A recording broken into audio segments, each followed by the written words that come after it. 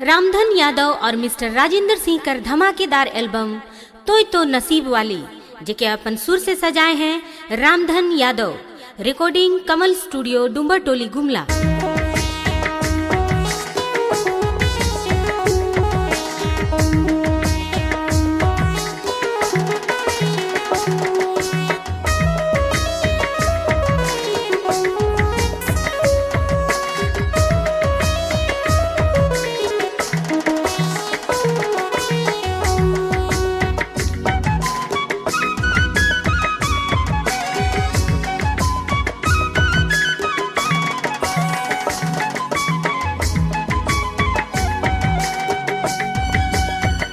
DJ Rahul और DJ Mithilesh Amarpur की धमाकेदार प्रस्तुति।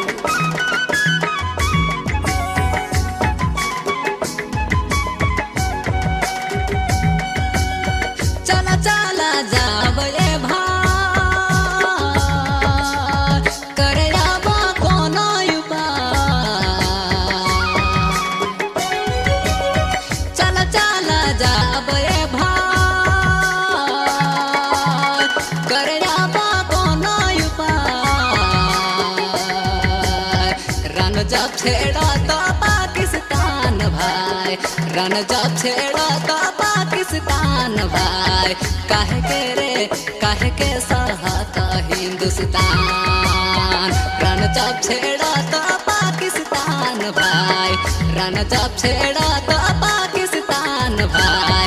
काहे के सहता हिंदुस्तान।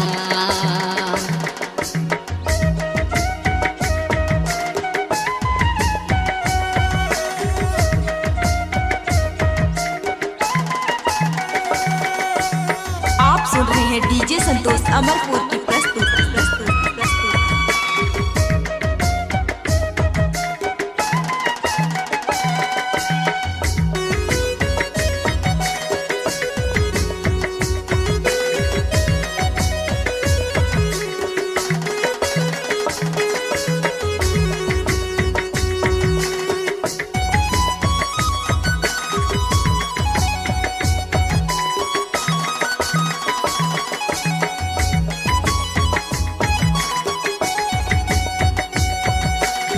भारता के सीमा पर कतल डीजे रखा मिथिलेश।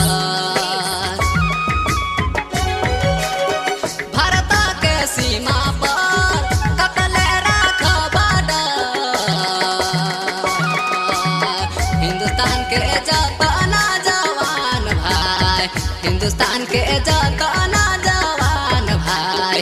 मिटी देवा सारा पाकिस्तान। हिंदुस्तान के जतना जवान भाई, हिंदुस्तान के जतना जवान भाई। मिटी देवा सारा पाकिस्तान।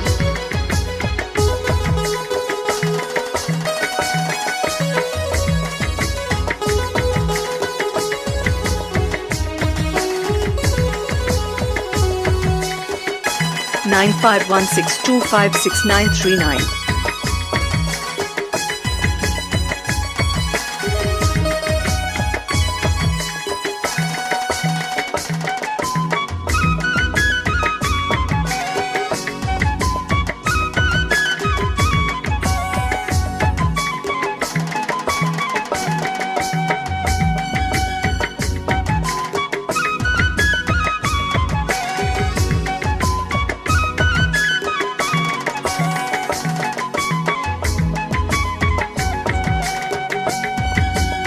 ना तो राही पाकिस्तान,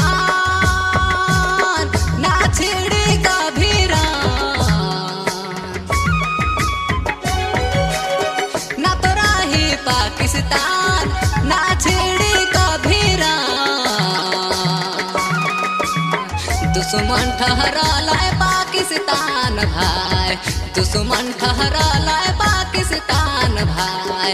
उठा चला जागा हिंदुस्तान।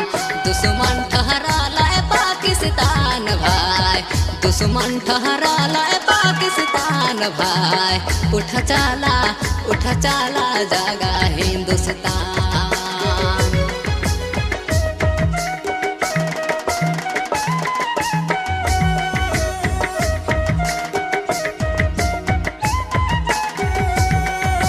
गाना है डीजे संतोष अमरपुर का।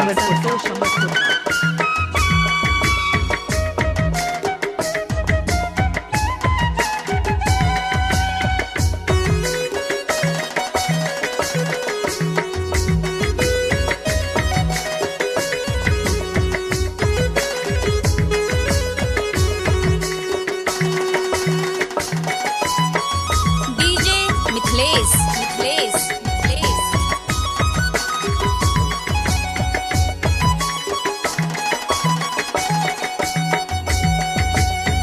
आगे आगे चला जवान, पीछे पीछे राम धान। आगे आगे चला जवान, पीछे पीछे राम धान।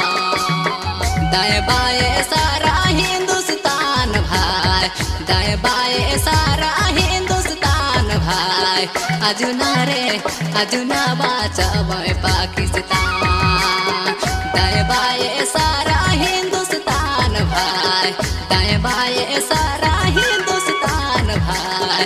अजुना रे अजुना भाई, अजुना बाचावे पाकिस्तान। दाएं बाएं सारा हिंदुस्तान भाई, दाएं बाएं सारा हिंदुस्तान भाई। अजुना रे अजुना भाई, अजुना रे अजुना बाचावे पाकिस्तान।